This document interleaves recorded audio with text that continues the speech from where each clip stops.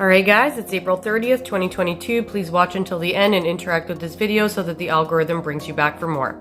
Let's start with a correction. Last night I told you guys that the railway bridge across the Syrvetsky Donets River was destroyed by Ukrainians to prevent Russians from getting to Liman by train. Well, it actually turns out that it was Russians that destroyed the bridge with an airstrike, not Ukrainian forces. Today in Popasna, Russian forces fired at 2 evacuation buses holding 31 people, but we do not have any information about the casualties yet because the drivers cannot be reached.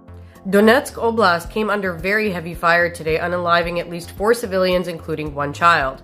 The regional police said that Russian forces shelled 12 settlements over the past 24 hours, destroying at least 36 civilian infrastructure sites, including a school and a hospital. According to the Defense Ministry's Intelligence Directorate, Putin needs to demonstrate some kind of success by May 9th, so he wants to hold that fake referendum I told you guys about in Kherson. Well, it seems like he might have some big problems over there as civil protests in the regional capital cannot be put to rest. Also in Kherson Oblast, Russian occupiers erected Vladimir Lenin's statue in occupied Nova Kakhovka. This is the same monument that was taken down in 2014 after Ukrainians overthrew their pro-Russian leader. The bodies of 3 men were discovered today in a grave in Kyiv Oblast. According to the chief of police in the oblast, these men were tortured and then shot by Russian soldiers. This grave was found in the forest in the Buchansky district of the oblast. Apparently, Russia is hiring criminal gangs to plot provocations and riots in Odessa. The police said that Russia intends to incite protests and riots in order to overthrow the Ukrainian government on May 2nd. In response to this, Odessa has announced a curfew from the evening of May 1st until May 3rd. As part of the Battle of Donbas, the Russians have greatly intensified their attacks in Zaporizhia Oblast.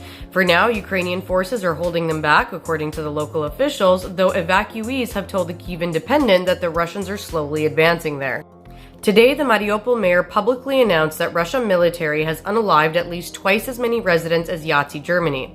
He said that in 2 years of Mariupol's occupation during World War II, the Yahtzees unalived 10,000 people. The Russian occupiers have already doubled the number of victims in just 2 months. Now for some good news. Speaking of Mariupol, a small group of women and children, about 20, have made it out of the Azovstal steel plant. In a video posted to Telegram, the deputy commander of the Azov regiment said that an evacuation convoy had arrived to bring the civilians to a safe place. He told the press that evacuation efforts will continue tomorrow if the Russians don't start shooting again. Unfortunately, he did not provide any further details. I'm still personally confused about how this all went down, but I'm hoping to figure it out in the next couple of days and then share it with you guys.